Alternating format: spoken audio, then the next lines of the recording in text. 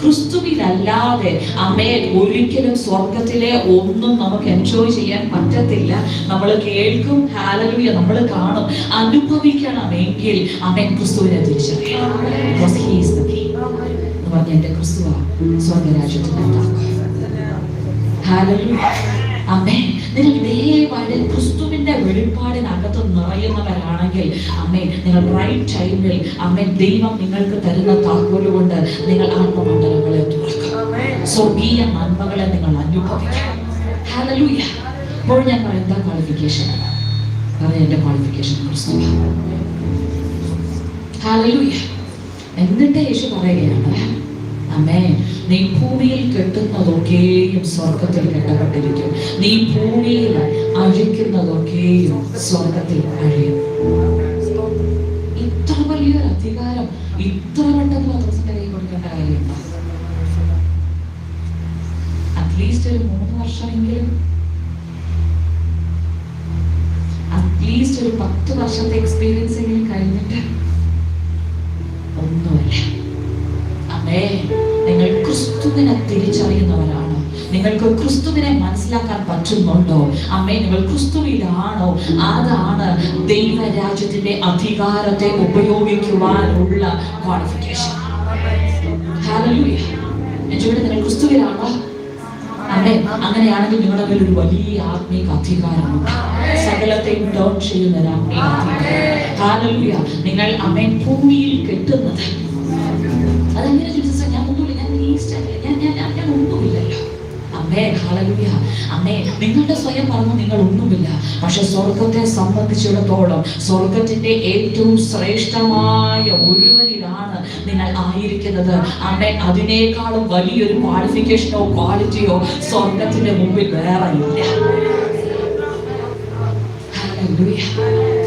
Hallelujah.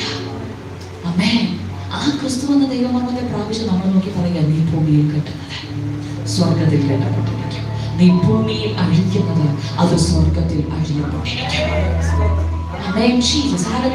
ഒരു കാര്യം തിരിച്ചറിയണം. പിശാച് എപ്പോഴും നമ്മളോട് പറഞ്ഞൊരു കാര്യമുണ്ട്, ഇനിയും എന്തെങ്കിലുമൊക്കെ. ഹല്ലേലൂയ. പക്ഷേ അമ്മേ, ക്രിസ്തുവാണ് നമ്മുടെ എഫിഷ്യൻസി, ക്രിസ്തുവാണ് നമ്മുടെ സഫിഷ്യൻസി. അമ്മേ, ഹല്ലേലൂയ. ഇതിനേക്കാളും ശ്രേഷ്ഠമായിട്ട് അമ്മേ പിതാവിന് ഇനി ഒന്നും തരുവാനില്ല. അമ്മേ, ഹല്ലേലൂയ. തന്റെ സ്വന്തം പുത്രനെ എന്ന് പോലും ആദരിക്കാതെ അവനെ തന്നെ നമുക്ക് വേണ്ടി നൽകിയവൻ അവനോട് കൂടെ സകലത. അത് പറഞ്ഞേ, അവനോട് കൂടെ സകലത. പറഞ്ഞേ, അവനോട് കൂടെ സകലത. ഹല്ലേലൂയ. നമ്മൾ എന്താ ചെയ്യണ്ടേ? അമ്മേ, നമ്മുടെ പ്രാക്ടിക്കൽ ലൈഫിൽ നമ്മൾ പ്രവർത്തിക്കാനായിട്ട്, ഡേ ടു ഡേ ലൈഫിൽ ഹല്ലേലൂയ സ്പിരിറ്റിൽ മൂവ് ചെയ്യാനായിട്ട് ആരംഭിക്കണം.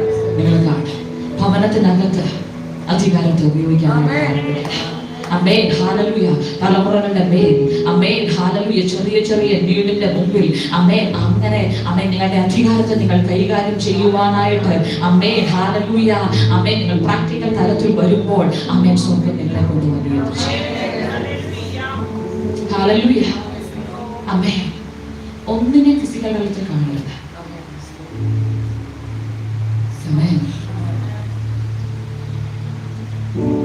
ഒരിക്കലും ഞാൻ എന്റെ മൂന്നാറിലൂടെ പോയിക്കൊണ്ടിരിക്കുക. താർ ചെയ്യാനായിട്ട് എല്ലാ മെറ്റൽസും എല്ലാം അഭ്യസിക്കും.